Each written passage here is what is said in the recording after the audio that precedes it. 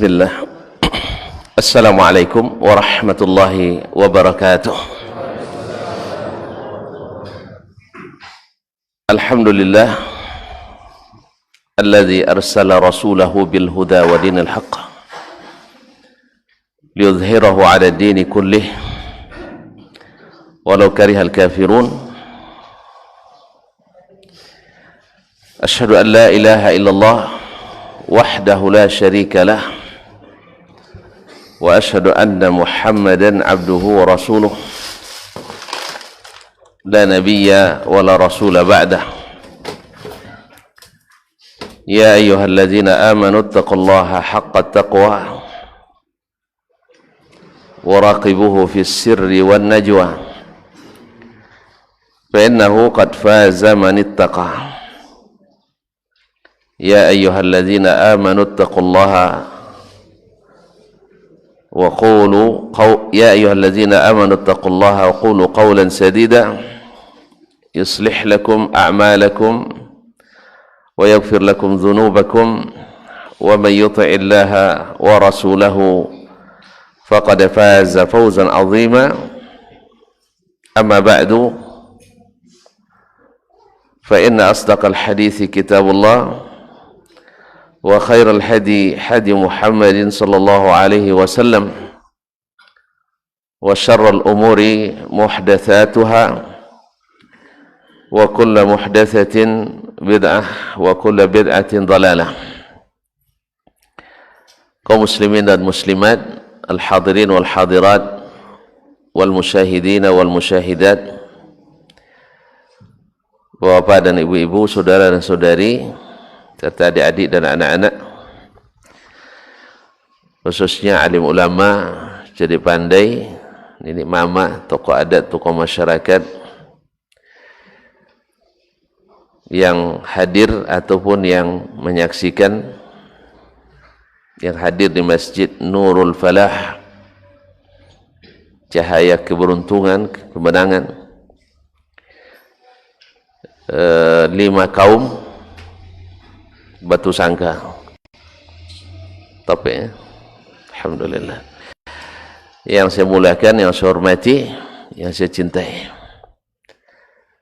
bersyukur kita kepada Allah. Pada subuh ini Allah terangkan jalan kita ke tempat ini, salah satu dari tempat yang paling dicintai Allah. Ahabbul biqa' illallahil masajid, tempat-tempat yang paling dicintai Allah itu adalah masjid-masjid. Di majlis yang datang kepadanya fi sabilillah, jihad fi sabilillah. Man kharaja fi talabil ilmi fahuwa fi sabilillah. Siapa yang keluar mencari ilmu, maka berarti fi sabilillah.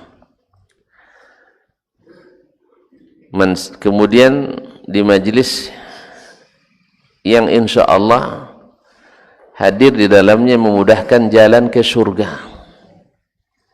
Man salaka tariqan yaltamisu fihi ilman sahalallahu bihi tariqan ilal jannah. Sesiapa yang menempuh suatu jalan dalam rangka mencari ilmu, Allah mudahkan baginya jalan ke surga. Langkahnya dihitung, pahala, menghapus dosa, ini memudahkan jalan ke surga.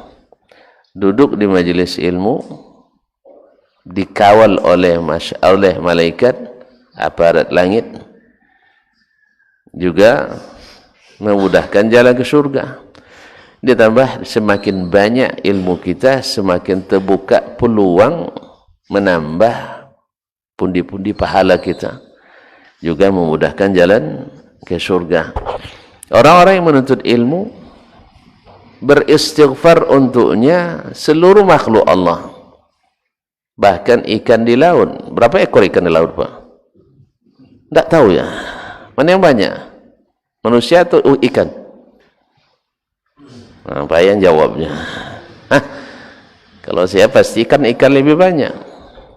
Apa sebab? Bapak kalau makan ikan maco, tahu maco Pak? Ikan bada. Tak tahu juga. Ikan bilis. Nah itu gak tahu. Apa ya lagi? Ikan teri. Nah ikan teri. Berapa ekor sekali makan? Hah? 1 ekor cukup? Wah, berarti ikan lebih banyak pada kita. Sampai ikan di laut pun makan ampun tuh kita. Oleh itu, beruntung kita pagi ini kita duduk di sini. Walaupun hanya mendengar sedekar mukaddimah ini, kita cukupkan sampai di sini. Subhanallah. Oleh itu, rasa syukur yang sebesar-besarnya kepada Allah Tabaraka wa Ta'ala atas nikmat ini. Dengan harapan semoga semakin hari nikmat ini semakin terasa nikmat oleh kita. Kaum muslimin dan muslimat, sungguh beruntung kita berada di majelis ilmu ini.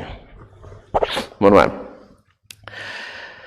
Kemudian tak lupa kita kepada guru besar kita, a'lamul ulama, yaitu Rasulullah sallallahu alaihi wasallam. Beliau yang mengajarkan kepada kita jalan ini. Andainya dakwahnya tak sampai ke kita, tak ada masjid seperti ini, tak ada majlis seperti ini. Oleh itu kita berhutang budi kepadanya, dan itu tak akan terbayarkan. Hanya berserah diri kita kepada Allah dengan memperbanyak salawat dan salam kepada baginda Rasulullah sallallahu alaihi wasallam. Mudah-mudahan cinta ini tak bertepuk sebelah tangan. Di saat kita nyatakan cinta nanti di tepi telaga, beliau terima cinta kita dan diizinkan minum dari air telaganya, sebab siapa yang minum tak akan lagi dahaga sampai masuk surga. Ma'asyiral kiram yang dirahmati Allah, judul yang ditentukan pemuda sejati. Pengurus meminta menyikapi pandemi. Bagaimana? Kita pilih yang mana? Oh, digabung. Oh, bisa. Ini pesan sponsor nampaknya. Kaum muslimin dan muslimat. Ya, pesan sponsor nampaknya Ustaz. Nah, kaum muslimin dan muslimat dirahmati Allah.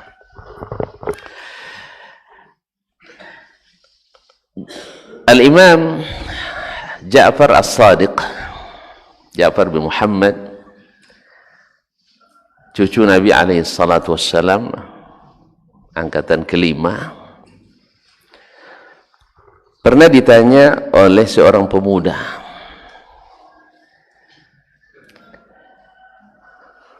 manil fata indakum ya Syekh?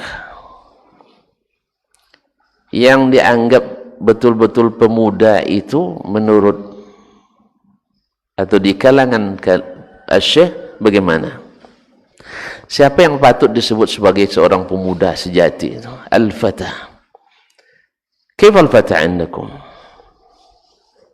Syekh Ja'far ibn Muhammad yang digelar atau dikenal dengan Ja'far As-Sadiq radhiyallahu taala anhu, itu dari keturunan Nabi alaihi salatu wassalam. Kalau sekarang disebut Habib ya. Dulu tidak ada istilah Habib. Di Indonesia aja istilah Habib nampaknya, dan diisytiharkan dari Yaman kayaknya. Ala kulli hal, Habib kan tidak apa-apa istilahnya. Itu orang yang dicintai. Dan kita memang disuruh mencintai Nabi, keluarganya, anak keturunannya. Insya Allah kita mencintai mereka karena mencintai Nabi alaihi salatu wassalam. Ma'asyiral kiram yang dirahmati Allah Subhanahu wa taala, Ja'far As-Sadiq rahimahullah mengembalikan pertanyaan itu kepada pemuda tadi. Wa kaifa huwa indakum? Kalau menurut kalian pemuda sejati itu seperti apa? Dijawab oleh pemuda ini, al-fata indana man idza u'tiya syakar wa man muni'a sabar.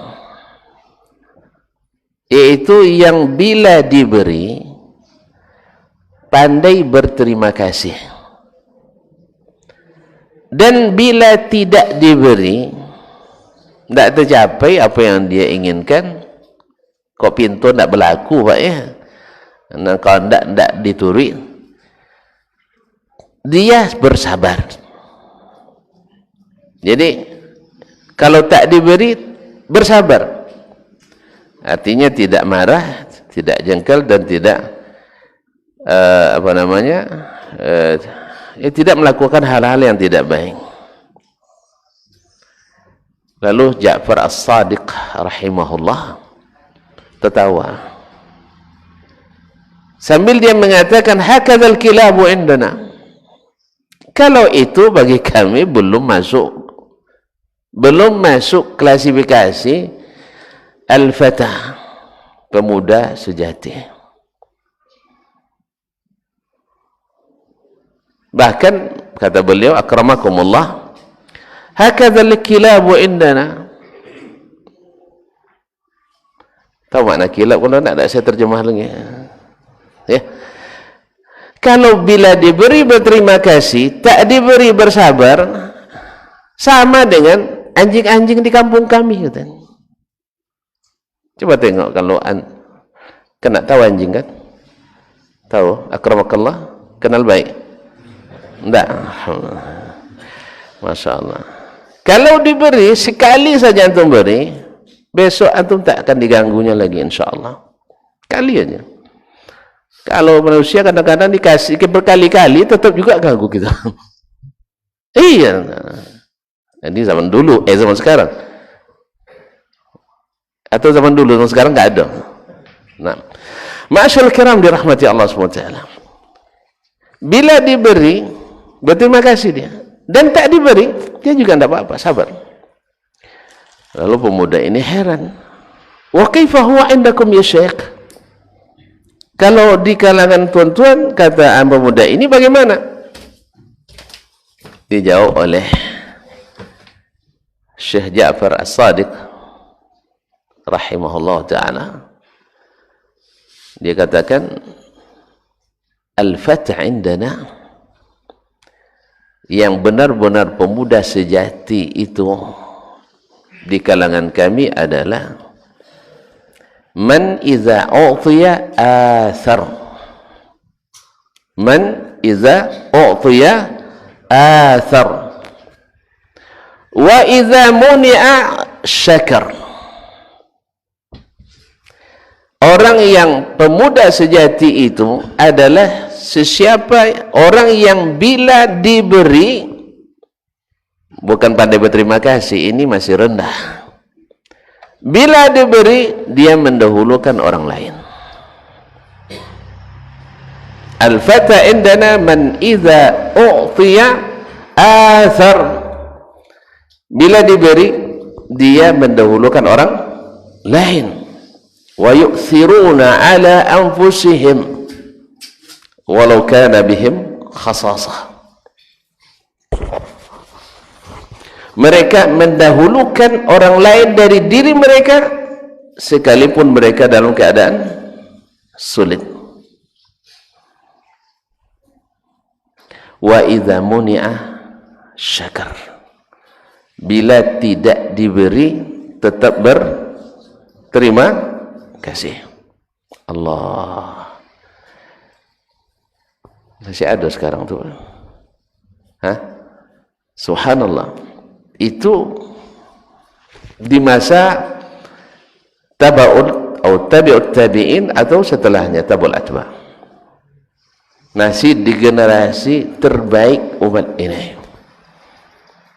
Ma'asyiral kiram dirahmati Allah SWT. Bila diberi, mendahulukan orang lain, dan bila tidak diberi, tetap berterima kasih, tetap bersyukur. Ma'asyiral kiram dirahmati Allah SWT. Oleh itu kaum muslimin dan muslimat, kalimat al-fatah kalau ikuti makna yang terkandung di dalamnya, seperti dijelaskan oleh Syekh Muhammad bin Ibrahim Al-Hamad, menukil daripada ahlu al-lugha dalam sisi fiqh al-lugha.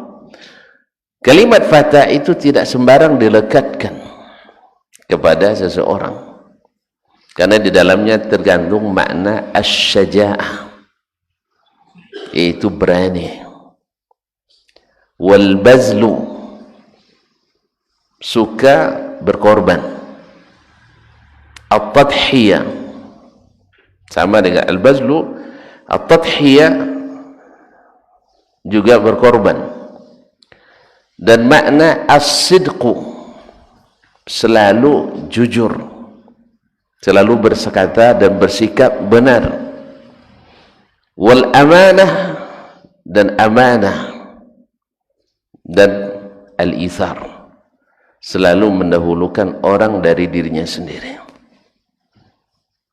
Ma'asyiral kiram dirahmati Allah, makanya Al-Quran menyebut kalimat al-fityah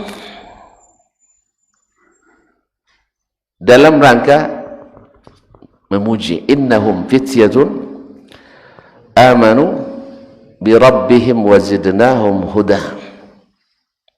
Mereka itu adalah para pemuda sejati yang beriman kepada Rabb mereka, Ashabul Kahfi, wazidnahum huda, dan kami tambah mereka petunjuk. Ma'asyiral kiram dirahmati Allah.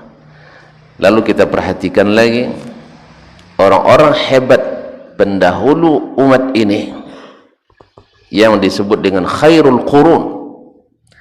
Mereka adalah orang-orang yang masih muda-muda. Nabi kita alaihi salatu wassalam diangkat jadi rasul umur 40. Ini batas pemuda menurut istilah orang dulu. Kalau istilah ke depan kabarnya tahun 2022 Bapak masih terhitung pemuda. Umur berapa sekarang? 68, masih pemuda. Sebab nanti usia dini sampai umur, anak usia dini sampai umur 19. Umur 19. Kemudian remaja umur 20 sampai 39. Anak muda umur 40 sampai 69. Jadi anak-anak di bawah umur 19 besok tak boleh nikah, masih usia dini. Maka yang di dunia pendidikan siap-siapkan sekolah PAUD untuk umur, buat konsep PAUD umur 4 tahun sampai 19. Karena kan usia dini, tak boleh menikah. Tentu kuliah tak boleh, umur belum cukup. Kamu ada saja. Masyaallah kiram dirahmati Allah. Jadi bapak masih pemuda ya. Nah, jadi Nabi alaihi salatu wassalam diangkat jadi rasul masih umur 40. Masih terhitung muda. Orang pertama masuk Islam. Orang pertama masuk Islam. Siapa? Abu Bakar Siddiq radhiyallahu ta'ala anhu. Umur berapa? 3 tahun di bawah Nabi. 7. Kemudian di antara mereka ada Umar, 3 tahun pula di bawah Abu Bakar. Ada Uthman radhiyallahu ta'ala anhu. Mereka adalah para pemuda yang subhanallah adalah orang-orang yang pada dirinya terdapat makna-makna yang disebutkan dalam kalimat al-fatah tadi. Apa tadi makna? Salah satu maknanya bang, as-sidqu, selalu berkata dan berbuat benar. Abu Bakar radhiyallahu ta'ala anhu masuk dalam kalangan kalangan as-siddiqin, yang selalu benar dan membenarkan. Sidqah. Kalau dilihat dari makna al-bazlu wa tadhiyah, suka berkorban harta dan jiwa. Yang ditanya Abu Bakar radhiyallahu taala anhu, dalam kondisi yang super sulit, dia berikan seluruh hartanya buat Nabi alaihi salatu wassalam. Ini makna ithar, mendahulukan sahabatnya dan umatnya dari dirinya sendiri. Betul kan? Ketika hijrah bersama Rasulullah sallallahu alaihi wasallam, dia tinggalkan ayahnya yang sudah buta, anak-anaknya yang masih kecil dan perempuan pula. Di mana ditinggalkan? Di mana ditinggalkan? Di Makkah. Aman atau tidak aman? Aman atau tidak aman? Tidak aman. Sebab orang-orang Islam dicari-cari oleh orang-orang kafir Quraisy. Tapi dalam kondisi itu pun Abu Bakar mengangkut seluruh harta yang dimilikinya. Maksudnya harta yang bergerak. Karena kan tidak diangkutnya, tidak pakai dump truk diangkat, dah. Seluruh harta bergerak yang dia miliki berupa dinar dan dirham, dia angkut. Untuk siapa? Untuk siapa? Untuk beristri lagi di Madinah, buat. Ya, mana tahu orang kan bawa juga harta semua itu, tapi untuk berbini lagi di tempat lain, bukan. Untuk Rasulullah sallallahu alaihi wasallam. Isar, mendahulukan sahabatnya dari dirinya sendiri. Bahkan Abu Bakar dalam perjalanan itu terlihat sebentar di depan, sebentar di belakang Nabi sallallahu alaihi wasallam, bukan khawatir pada keselamatannya, khawatir kepada keselamatan Nabi sallallahu alaihi wasallam. Makanya Abu Bakar ini lulus dari pengorbanan harta dan lulus dari pengorbanan jiwa karena dia siap dengan segalanya. Maka melihat pemuda sejati itu kadang-kadang uji kecilnya, bukan uji besar, uji kecil lihat di pada harta. Kalau dia sanggup untuk mengorbankan hartanya, insya Allah sanggup mengorbankan jiwanya. Tapi kalau sudah di harta tak sanggup, kalau makan suka serondok-serondok, atau serondok, suka sembunyi-sembunyi, ya. Kalau nak makan hilang dia. Mana Ustaz dah semua tadi? Entah kemananya, tiba-tiba dah lap apa dia lap bibir, dah selesai makan, orang lain tak diajak. Nah, ini jangan harap untuk bisa berkorban jiwa yang seperti ini, tidak mungkin. Makanya dalam seorang penyair Arab mengatakan, man lam yasbir ala malihi bil bazli, lam yasbir ala nafsihi bil qatl. Bil qatli, siapa yang tak sabar untuk mengorbankan hartanya untuk apapun, ya, untuk apa? Ada orang mengorbankan hartanya untuk sesuatu yang baik, ada sesuatu yang buruk. Yang jelas, bila tak sanggup berkorban harta, jangan harap dia sanggup berkorban jiwa. Tidak mungkin. Makanya sifat kedekut dengan sifat pengecut selalu melekat pada diri seseorang. Bila dia pengecut, tahu pengecut, Pak? Penakut. Orang yang penakut pasti kedekut. Pasti. Makanya Nabi minta perlindungan kepada Allah dari dua hal ini bergandengan.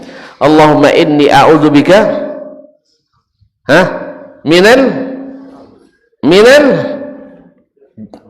minal bukhli wal jubun, dari bakhil dan pengecut. Karena sekawan dalam rangkaian dakwah itu kan doa itu juga ada, Allahumma inni a'udzubika minal hammi wal hazan, saya mohon perlindungan kepadamu dari sifat galau. Kawannya apa? Sedih, ya tak? Kalau udah galau pasti sedih. Wa minal ajzi wal kasal, yaitu merasa pesimis, Tentu mana pesimis? Tidak tentu dia. Itu bahasa siko mah. Tidak bersemangat. Ya, tidak bersemangat. Tidak mungkin berhasil. Sebulan aja yang banyak piti melamar tidak juga terima. Apalagi sayang miskin. Gitu ya. Sebulan meminang anak gadis, duitnya banyak tidak juga terima. Apalagi saya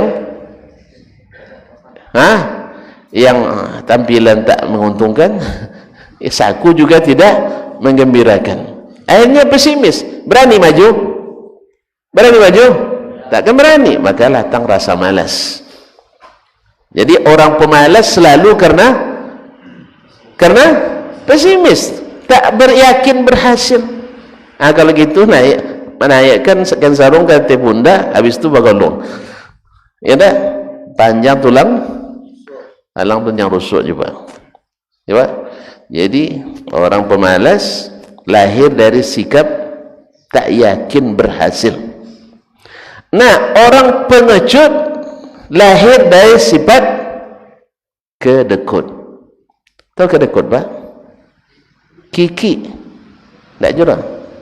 Sempilik. Sempilik mana?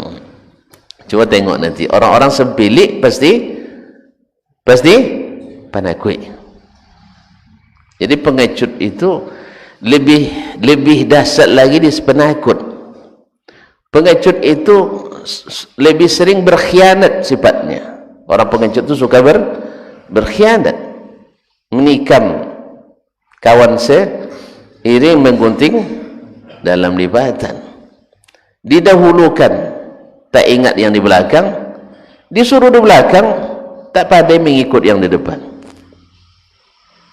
Inilah sifat orang pengecut, selalu pernah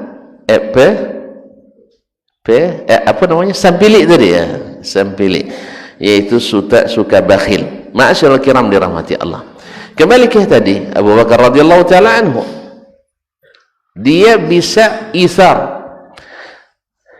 Kalau dari sisi berkorban, orangnya Abu Bakar itu memang tidak tegap badannya, kurus orangnya, sampai-sampai sarungnya selalu melorot. Tahu melorot? Tasalusui, tidak jurang. Apa bahasa oleh? Malucuah. Ini bahasa mau belajar nampaknya. Nah, malucuah artinya terkelucu. Ya, melorot ke bawah. Sehingga beliau tanpa disengajanya sering isbal, tertutup mata kaki, tapi selalu dia naikkan lagi karena saking kurusnya. So kalau terlalu kurus, apa tadi?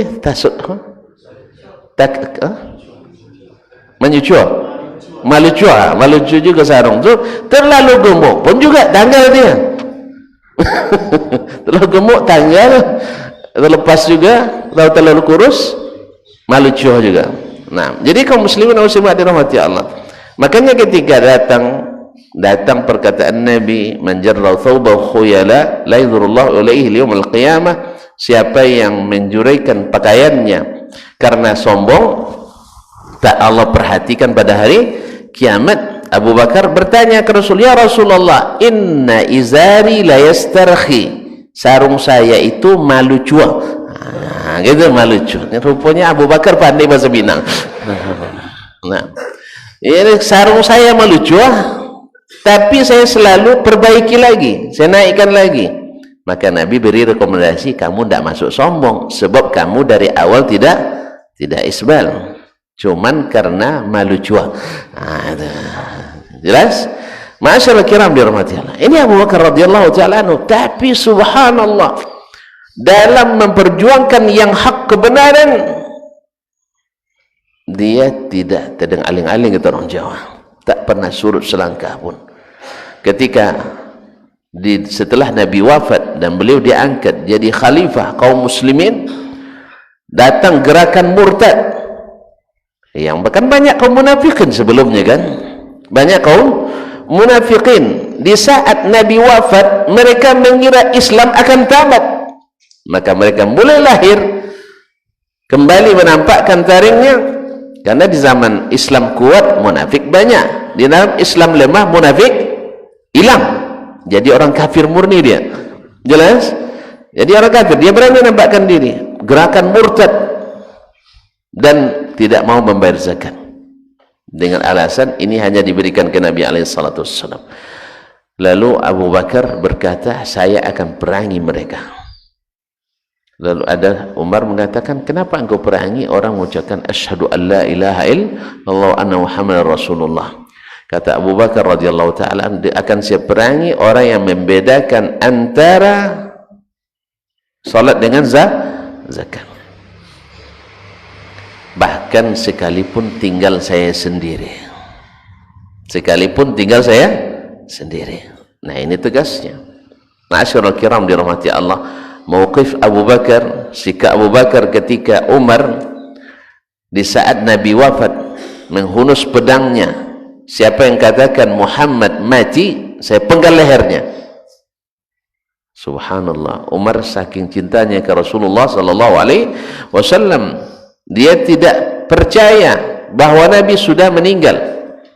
Yang lain berani tidak menegur Umar? Hah? Ya, pada segan semuanya, tak bercampur takut. Ma'asyiral kiram, datang Abu Bakar radhiyallahu taala anhu, dia yang katakan, man kana ya'budu Muhammadan fa inna Muhammadan qad mat, wa man kana ya'budu Allah fa inna Allah hayyun la yamut. Siapa yang menyembah Muhammad, ketahuilah bahwa Muhammad sallallahu alaihi wasallam sudah mati. Ya. Wa man kana ya'budullah, siapa yang beribadah kepada Allah, Allah hidup tak pernah mati. Lalu dia baca innaka mayyitun wa innahum mayyitun. Kamu ni mati Muhammad dan mereka juga akan mati. Barulah Umar radhiyallahu taala anhu kesadar kembali, ka'anni lam asma' bihadhil ayah min qabl. Seolah-olah saya sebelumnya belum mendengar ayat ini. Biasalah orang dalam keadaan galau, dalam keadaan risau, dalam keadaan berduka cita, biasa terlupa. Ma'asyiral kiram dirahmati Allah. Ini Abu Bakar radhiyallahu taala anhu. Nah, kalau kita melihat lagi orang yang di bawah Abu Bakar, Umar radhiyallahu taala anhu. Kalau pengorbanan hartanya jangan ditanya. Pengorbanan jiwanya jangan ditanya. Dia pada suatu hari Umar radhiyallahu taala anhu ingin menginfakkan setengah hartanya dengan harapan bisa mengalahkan Abu Bakar radhiyallahu taala anhu. Ternyata kaum muslimin dan muslimat dirahmati Allah, datang Abu Bakar justru menyerahkan seluruh hartanya. Sampai-sampai Nabi bertanya, "Madza tartuku li ahlik?" Apa yang kau tinggalkan untuk keluargamu? Jawabannya sangat singkat dan jelas. Taraktu lahumullaha wa rasulah. Aku tinggalkan bagi mereka Allah dan Rasul. Subhanallah. Persis yang dikatakan oleh Nabi ketika orang-orang Ansar setelah terjadi perang Hunain. Nabi membagi-bagikan ghanimah kepada orang-orang yang baru masuk Islam dari kalangan orang-orang Bani orang-orang yang ada sekitar Makkah. Maka orang-orang Ansar waktu itu sudah mulai merasa dalam dirinya, nih Nabi karena Makkah sudah kembali ke pangkuannya, nah mulai memperhatikan orang-orang dekatnya, keluarganya, sukunya dan sebagainya. Wajar sebagai manusia. Jangan-jangan Nabi akan meninggalkan kita kembali ke Makkah.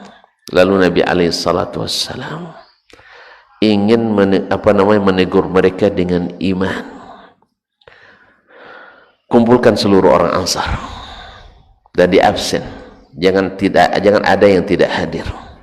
Kemudian jangan ada selain Ansar yang masuk. Sebab ini cerita dari hati ke hati.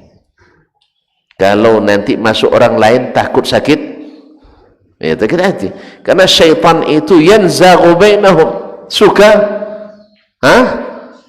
menggoda dia. Maka dia dikumpulkan orang Ansar.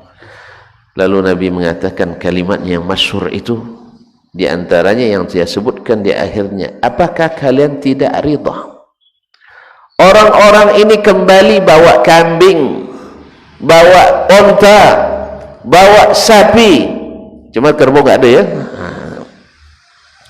dan kalian kembali ke Madinah membawa Rasulullah sallallahu alaihi wasallam.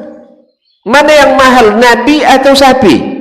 Tidak boleh disebut, tidak boleh dibandingkan. Auzubillah, astagfirullahaladzim. Dikumpulkan seluruh harta benda dunia ini, seluruh yang ada di dunia ini dikumpulkan, mau tidak tuan-tuan ditukar dengan Nabi sallallahu alaihi wasallam? Saya ulang lagi, mau tidak seluruh harta dunia ini ditukar dengan Nabi sallallahu alaihi wasallam? Mau? Antum tinggalkan Rasulullah SAW untuk antum seluruh harta dunia, mau? Tapi mau katanya tadi.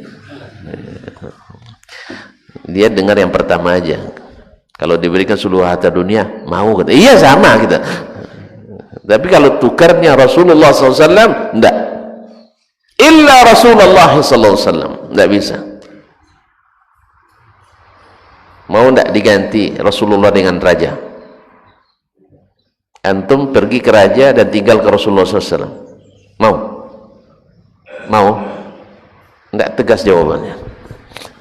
Kaum muslimin Rasulullah SAW lebih mahal. Kalau raja mati banyak pengganti, bahkan belum lagi mati dah banyak yang nak bunuh dia untuk supaya diganti. Betul kan? Presiden berhenti, banyak yang nak ganti, belum lagi berhenti dah banyak demo untuk nurunkannya. Betul? Tapi kalau Rasulullah SAW nak demo pun tak ada ganti noh. Rasulullah SAW tak ada gantinya. Maka ketika itu disampaikan ke Ansar, kembali jiwa pemuda sejatinya bangkit kembali. Akhirnya mereka menangis seperti anak bayi yang menangis, sampai basah kuyup jenggot-jenggot mereka. Ya, karena mereka berjenggot waktu itu, makanya mengalir ke jenggotnya. Kalau kita kan tidak ada jenggot, langsung turun ke tanah. Itu biasanya. Air matanya mana? Dah habis turun. Kalau orang dulu tidak, masih tersimpan di sini. Kaum muslimin dan muslimat dirahmati Allah SWT. Akhirnya mereka menangis seperti anak-anak menangis. Mereka sadar sekarang mereka dapat yang lebih berharga daripada 100 ekor onta, 100 ekor sapi, 300 ekor kambing. Karena dulu mereka sebelum datang Nabi berkelahi terus, diadu sama orang Yahudi. Sebelum datang Nabi mereka miskin terus, dikuras hartanya oleh orang Yahudi. Sebelum Nabi datang alaihi salatu wassalam, mereka sesat dan menyesatkan. Datang Nabi SAW tunjukkan jalan yang jelas, terang benderang. Malamnya seperti siang. Dulu mereka sesama, sesuku saja saling serang. Sekarang subhanallah saling memberikan sesuatu dan mengantarkan barang. Allah, indahnya bersama Nabi alaihi salatu wassalam. Jadi Nabi membina anak-anak muda ini dengan makna-makna yang ada pada kalimat itu. Pemuda sejati, selalu benar, selalu jujur, selalu berkorban, selalu mendahulukan orang lain. Makanya kaum muslimin dan muslimat dirahmati Allah, ya, pada saat itu kaum muslimin dan muslimat dirahmati Allah, mereka karena diajarkan Nabi SAW, biarlah saudara saya selamat, saya tidak selamat. Tapi bukan urusan akhirat ini maksudnya, urusan duniawi. Ketika ada 3 orang terluka dalam suatu peperangan,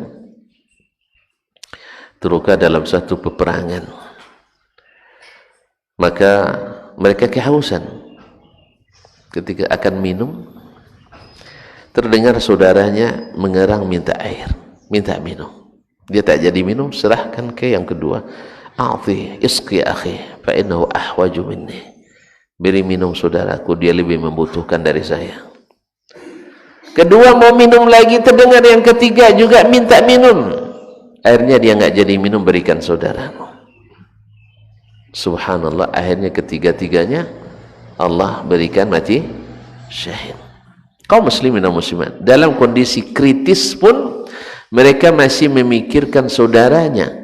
Makanya wajarlah Allah Subhanahu wa taala mengatakan al-akhillau yawma idzin ba'dhum li ba'dhin adu illa al-muttaqin. Orang yang berdekat-dekat, bersahabat, orang yang berkonco-konco di dunia ini, di akhirat saling memusuhi kecuali orang yang bertakwa. Maka orang yang bertakwa yang selalu bersifat seperti ini, di akhirat nanti saling mencari untuk saling menyelamatkan dan memberikan syafaat. Mudah-mudahan termasuk kita yang hadir di sini. Oleh itu kaum muslimin dan muslimat dirahmati Allah, mereka-mereka ini karena dibangun di atas sifat-sifat yang gagah berani, yang berani berkata benar karena berani, karena benar, takut karena salah, maka mereka siap untuk mendahulukan orang lain daripada dirinya. Dan demikian pula mereka selalu bertindak dengan tindakan yang tepat dalam segala situasi dan kondisi. Selalu diberikan taufik, sebab orang-orang yang senantiasa berjiwa seperti itu, selalu benar, selalu mendahulukan orang lain, Allah selamatkan dia dari berbagai kendala-kendala sulit. Oleh itu ketika Umar Ibn Khattab radhiyallahu ta'ala anhu jadi khalifah, Umar jadi khalifah keberapa? Hah? Yang kedua, tidak salah tuh? Alhamdulillah. Umar radhiyallahu ta'ala jadi khalifah setelah Abu Bakar radhiyallahu ta'ala anhu wafat. Terjadi di masanya wabah, penyakit yang sebenarnya kalau dari sisi cepat ininya, cepat memakan korbannya lebih bahaya, yaitu penyakit taun. Taun seperti apa taun tuh? Bahasa kita apanya? Bahasa kita apa taun tuh? Nggak tahu? Hah? Iya, penyakit menular. Itu tidak namanya. Apa namanya sih? Bahasa kitanya? Kusta. Iya, kusta. Ini karena tidak pernah ada, tapi tidak mau saya ada. Ya. Sering lupa namanya. Kusta ya, penyakit kusta. Dan itu kalau seseorang yang terjangkiti, insya Allah tak lama, inna lillah, terlihat langsung. Beda dengan kita hari ini. Rasanya sehat-sehat saja, tiba-tiba sudah tidak diketahui. Dan orang yang kuat imunnya tidak begitu berpengaruh, tapi sayang dia juga cepat berpindah dengan izin Allah Taala kepada orang lain yang mungkin tidak sehat. Coba lihat kalau tuan-tuan buka beranda sekarang FB, rata-rata berita inna lillahi wa inna ilaihi raji'un. Semoga Allah berikan mereka rezeki syahadat, insyaallah menjadi syahid dalam penyakit ini. Dan semoga kita yang masih sehat-sehat ini dijauhkan dari wabah ini dan dijaga olehnya. Nah, ketika Umar radhiyallahu anhu nak pergi ke Syam, karena waktu itu di dalam perjalanan dia mendapat berita bahwasanya di sana terjadi penyakit taun amwas. Taun amwas tahun 17 dan 18 Hijriah. Nah, Umar memanggil para ulamanya, para ahlinya untuk bermusyawarah untuk mendapatkan mufakat. Apa yang harus kita lakukan? Teruskan. Ya, kita teruskan atau kita cukupkan sampai di sini? Karena ternyata sudah bunyi alarmnya, Ustaz. Nah, kita teruskan. Baik, teruskan. Teruskan atau berhenti di sini? Enggak, ini Umar ya. Kita sudah sepakat tadi teruskan. Nah. Berhenti di sini, maka kembali maksudnya ke Madinah, maka sebagian besar mengusulkan untuk kembali. Sebagian kecil ada yang mengatakan dengan alasan tidak usah takut dengan takdir Allah tabaraka taala. Sampai-sampai Abu Ubaidah bin Al-Jarrah, gubernur Syam waktu itu, mengatakan, "Ya Amirul Mukminin, atafirru min qadarillah?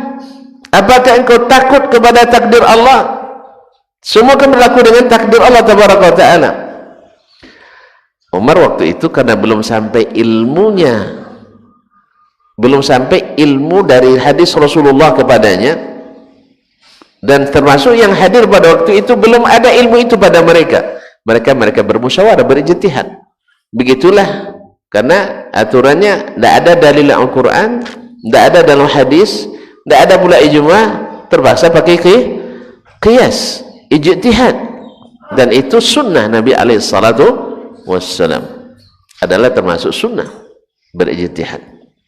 Maka Umar dengan para sahabat berijtihad pada waktu itu.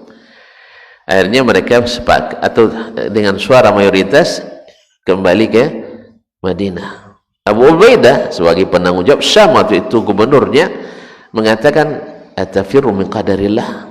Apakah kau akan lari dari takdir Allah?" Umar radhiyallahu taala anhu karena senantiasa benar dalam berkata, senantiasa jujur dalam berbuat, Allah berikan taufik. Banyak di antara pendapatnya disetujui oleh Al-Quran dan As-Sunnah An-Nabawiyah. Maka dia bilang, "Nafirru min qadarillah ila qadarillah." Betul, kita lari dari satu takdir Allah ke takdir Allah yang lain. Lalu dia buat ilustrasi, "Ya akhi, andainya di lembah ini rumputnya hijau, di seberangnya rumputnya kering. Kamu mau gembalakan ternakmu di yang keringkah dengan alasan terima takdir Allah, atau di tempat yang hijau? Apa pilih yang mana, Pak? Pokoknya asal takdir Allah sehat-sehat, takdir Allah kenyang-kenyang. Kalau itu tidak usah pergi makan dulu ya, tidak usah sarapan. Kau muslimin dan muslimat enggak? Inilah taufik yang Allah berikan kepada orang yang senantiasa bersama Allah tabaraka wa ta'ala. Maka dia katakan, pasti anda akan gembalaanmu di tempat yang hijau, dan itu takdir. Dan itu takdir. Antum akan lari dari menggembalakan di tempat yang kering, dan itu takdir. Maka takdir itu adalah mengikuti sesuatu yang lebih baik yang diajarkan oleh Allah tabaraka wa ta'ala. Nafirru min qadarillah ila qadarillah, dari takdir Allah sakit ke takdir Allah tidak sakit. Subhanallah. Setelah itu datang Abu Sa'id Al-Khudri, Sa'd bin Malik bin Sinan radhiyallahu ta'ala anhu, menyampaikan kepada Amirul Mukminin. Waktu rapat dia sedang tidak ada. Pas dia sampai, dia katakan, "Innali fi dzalika la ilman an Rasulullah sallallahu alaihi wasallam." Saya punya ilmunya dari Rasulullah sallallahu alaihi wasallam. Nabi mengatakan, "Idza kana bi ardin wa antum fiha fala takhruju minha, wa idza kana bi ardin wa lastum fiha fala tadkhuluha." Andainya terjadi penyakit itu di suatu negeri, kamu ada di tempat itu, jangan keluar. Dan bila terjadi suatu negeri, kalian belum berada di tempat itu, jangan masuk. Allahu Akbar, kata Umar. Alhamdulillahilladzi waffaqani lima qala Rasulullah sallallahu alaihi wasallam. Segala puji bagi Allah yang telah memberikan taufik kepadaku, karena tepat seperti yang disuruh oleh Rasulullah sallallahu alaihi wasallam. Ma'asyiral kiram dirahmati Allah.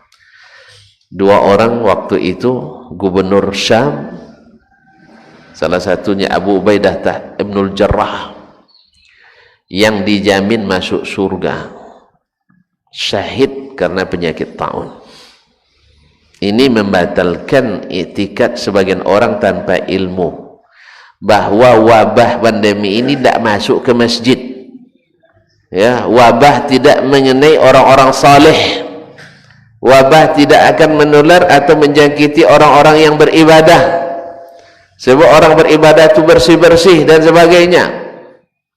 Ada di antara kita yang lebih saleh daripada Umar? Ada yang kita lebih bersih dari Umar? Ada yang lebih dekat kepada Allah dari Umar? Tidak ada. Bahkan dari Abu Ubaidah bin Al-Jarrah radhiyallahu taala anhu, yang disebut dengan salah satu dari al-asharatul mubasysyirina bil jannah, 10 orang yang dijamin masuk surga. Beliau wafat kena pandemi waktu itu, wabah tahun. Makanya perkataan orang soleh tak akan terjangkiti, sudah berapa hari ini kita melihat berapa banyak ustaz-ustaz, kiai-kiai yang kita lihat saleh, bahkan lebih saleh dari kita. Mereka akhirnya dijemput oleh Allah Subhanahu wa taala karena terjangkit penyakit corona atau COVID-19 ini. Makanya kaum muslimin dan muslimat dirahmati Allah, kita mesti menyerahkan segala sesuatu kepada ahlinya, bukan dengan mengira-ngira dan merasa-rasa. Oh, tidak ada yang demam biasa, kita demam setiap hari, tidak. Kita ikuti apa yang dikatakan ahli dan serahkan hasilnya kepada ilahi. Itulah tawakal yang sesungguhnya. Ditanya oleh sahabat, aqilu ya Rasulullah aw tawakkal am atruk wa tawakkal.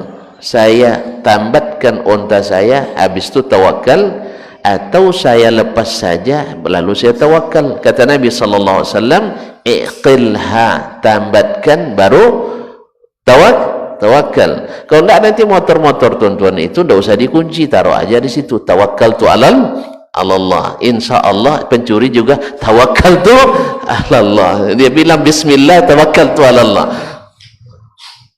Jelas? Jadi itu bukan tawakal.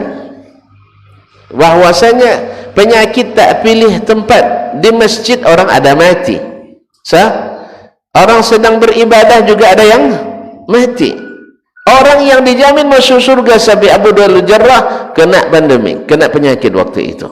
Maka kita tidak boleh mengatakan sesuatu tanpa ilmu, harus dengan ilmu, jangan dengan perasaan. Dan bahkan duta Islam pertama yang diutus Nabi berdakwah ke Yaman, Muaz ibn Jabal, yang dapat posisi mengganti Abu Ubaidah yang sudah meninggal radhiyallahu taala anhu, tak lama setelah itu menyusul pendahulunya, yaitu Abu Ubaidah Al-Jarrah, wafat karena wabah taun pada waktu itu. Subhanallah, waktu yang sangat berkaitan. 2 gubernur, orang-orang saleh, bahkan dijamin masuk surga. Allahu Akbar. Mereka tidak pernah mengatakan, kita kan orang soleh tak akan kena penyakit. Tidak ada. Orang soleh juga kena penyakit. Ada yang lebih soleh dari Nabi Ayyub alaihissalam. Beliau diuji dengan penyakit bertahun-tahun oleh Allah Tabaraka wa Ta'ala. Apakah Allah benci kepadanya? Tidak. Jadi Allah sayang kepada kita tidak kena penyakit? Tidak. Yang disayang juga kena penyakit, dan yang tak disayangnya juga sehat walafiat. Oleh sebab itu kaum muslimin tidak ada kena-mengena antara masjid dengan masalah wabah ini. Tetapi takut berlebihan juga tidak. Makanya Amr bin Al-As radhiyallahu taala anhu, yang waktu itu menjadi gubernur di Mesir, beliau seorang pemuda juga. Dia mendapat tugas dari Amirul Mukminin Umar radhiyallahu taala anhu, dimutasi ke negeri berpandemi, dimutasi ke Syam. Siap enggak dia? Siap. Anak orang-orang ini sudah terbiasa berkorban. Pemuda yang terdidik dengan iman, ini tugas. Maka dia berangkat ke Syam menggantikan posisi Muaz bin Jabal yang sudah syahid dengan taun. Nah, Amr bin Al-As dengan kecerdasan yang super yang Allah berikan kepadanya. Ada 4 orang Arab di masa Islam yang dikenal dengan orang Arab super cerdas. Tentu saja setelah Rasulullah sallallahu alaihi wasallam, yaitu Amr bin Al-As, Al-Mughirah ibn Syu'bah, kemudian Muawiyah bin Abi Sufyan, wa Ziyad ibn Abihi. Mereka ini selalu diberikan kecerdasan luar biasa. Nah, Amr bin Al-As dengan izin Allah Tabaraka Ta'ala, kemudian kecerdasan yang diberikan kepadanya, bisa dalam waktu yang tidak lama menyelesaikan masalah pandemi ini, seperti yang disebutkan oleh Ibnu Asakir dalam Tarikhul Dimashq dan Imam Az-Zahabi dalam Dualul Islam atau Tarikhul Islam, dia sebutkan bahwa beliau memperhatikan dan mengamati, langsung keluar keputusannya, keputusan gubernur nomor 1 tahun. Nah, dia katakan, saya melihat penyakit ini berpindah karena kalian berkerumun bersama-sama di suatu tempat. Oleh sebab itu saya perintahkan, disampaikan di masjid, di masjid besarnya di Dimashq atau di Syam waktu itu, dia katakan, sekarang saya minta kalian untuk berpencar. Saya perintahkan, diperintahkannya untuk berpencar, tidak boleh lebih dari 5 orang satu kelompok, ke gunung-gunung, ke lembah-lembah, ke hutan-hutan, ke padang pasir, silahkan, tidak boleh lebih. Nah, waktu itu apakah semua setuju? Apakah semua setuju? Enggak. Pasti ada yang tidak setuju. Salah seorangnya ada sahabat, saya lupa namanya, yang lebih dulu masuk Islam dari Abdul bin As. Dia bilang, ya Amr, dia protes, di masjid dia protes. Dulu saya sudah bersama Nabi sallallahu alaihi wasallam, kamu lebih jahil dari keledai ayahmu. Dulu saya sudah masuk Islam bersama Nabi SAW, kamu lebih jahil dari keledai. Ini kena undang-undang, bukan hoax ini, pelecehan terhadap pemimpin. Kaum muslimin dan muslimat, tapi Amr bin al-As bukan jenis orang-orang yang pantang dikritik. Dia katakan, la ujibuka, sudah cukup, saya tidak akan jawab ini. Masalah kita krisis dan kritis. Masalah kita krisis dan kritis, bukan masanya untuk saling menjawab dan saling berdebat. Sekarang laksanakan perintah, saya gubernur. Jelas? Maka mereka pun berpencar, maka dengan izin Allah SWT penyakit pun bisa diselesaikan. Wasyahid di sini kaum muslimin dan muslimat, orang-orang yang senantiasa jujur, orang yang senantiasa siap berkorban, yang senantiasa mendahulukan orang lain, yang senantiasa memikirkan kemaslahatan orang lain, yang tersimpul dalam kata al-fata yang dipuji oleh Allah Taala dan Rasulullah SAW, adalah orang-orang yang senantiasa berikan taufik untuk senantiasa mendapatkan jalan yang benar dan selalu diberikan solusi-solusi dari perkara-perkara yang besar, sehingga dengan demikian mengembalikan keimanan umat bahwasanya jangan takut dari satu takdir, tetapi jangan ceroboh dalam mengejar takdir yang tidak baik. Seperti Umar radhiyallahu ta'ala anhu mengatakan, nafirru min qadarillah ila qadarillah. Dan Nabi alaihi salatu wassalam, dan sebelumnya Allah SWT sudah menyebutkan bahwa siapa yang tawakal kepada Allah, pasti Allah cukup baginya.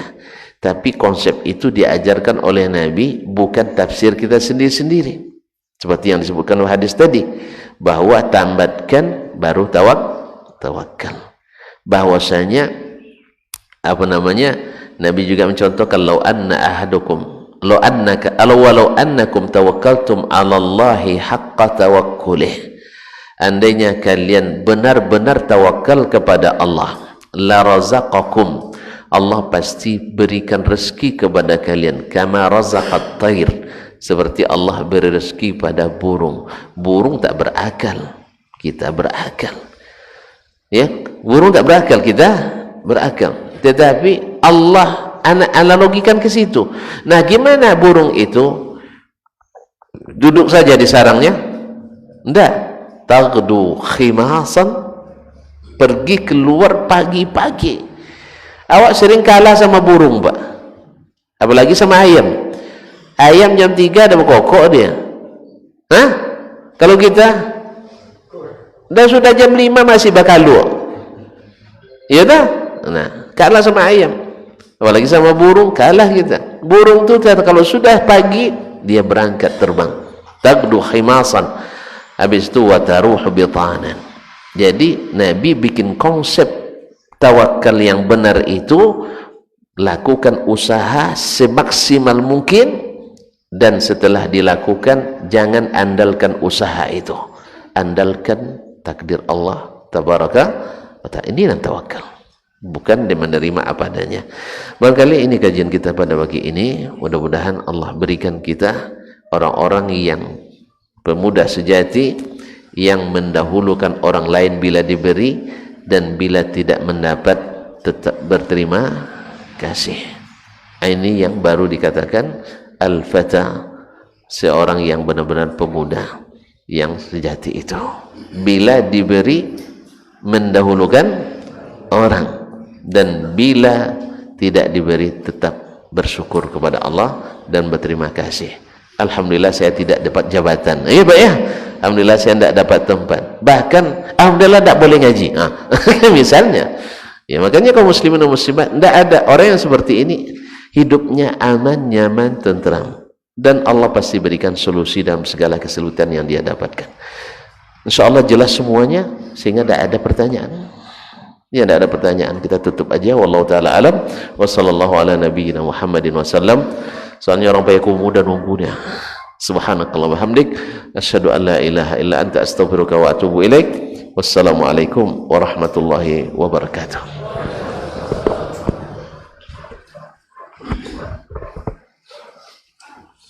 Hadirlah Safari Dakwah bersama Al-Ustaz Dr. Dasman Yahya Ma'ali, LCLA, Doktor Bidang Hadis, alumni Universitas Madinah. Cukup luar biasa sekali penyampaian dari Ustaz kita. Semoga nafa'anallahu bi ulumihi fid dharain. Semoga bermanfaat bagi kita bersama. Dan Bapak Ibu jamaah, alhamdulillah dari ibu-ibu jamaah kita sudah menyediakan sedikit snack di halaman atau di luar masjid. Mohon berkenan untuk menikmatinya. Kami dari pengurus mengucapkan terima kasih banyak. Wabillahi taufiq wal hidayah. Assalamualaikum warahmatullahi wabarakatuh. Kecuali turun kepada mereka as-sakinah, ketentraman dan kenyamanan. Wa ghasyiyatuhumur rahmah, dan mereka diliputi pula oleh rahmat, kasih sayang dari Allah Subhanahu wa taala. Wa haffat bihimul malaikah, dan mereka pun dikelilingi oleh para malaikat, karena malaikat suka majlis-majlis zikir dan ilmu. Wa dzakarahumullahu fi man indah, dan Allah akan banggakan sebut-sebut mereka di kalangan malaikat-malaikat yang ada di sisinya, di masyarakat atas. Mudah-mudahan kita termasuk yang sering disebut-sebut di sisi Allah, di kalangan para malaikat, dan di akhir majlis ini mudah-mudahan kita pula mendapatkan seperti yang tersebut dalam hadis qudsi, qumu maghfuran lakum, silahkan berangkat meninggalkan majlis ini dalam keadaan diampuni dosa-dosa kalian.